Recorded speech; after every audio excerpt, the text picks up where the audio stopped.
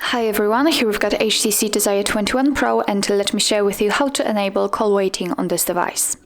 So firstly, let's enter the dialer and tap on this three dots icon in the right upper corner.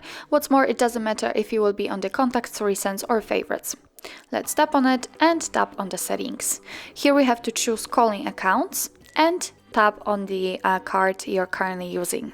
Here we have to enter the additional settings, and as you can see, for some reason I have a network or SIM card error. I have no idea why, but I'm sure that in your case it will be perfectly fine. Here we've got the call waiting option, so it will be probably turned off. So in order to turn it on, just tap on the switcher right here until this button will be next to the right side, and thanks to this it will be activated, so your device will notify you about any incoming call if you will be during a call with someone. Obviously you can turn it off the same way just by tapping on the switcher. So actually that's all. This is how to enable call waiting in your HTC Desire 21 Pro.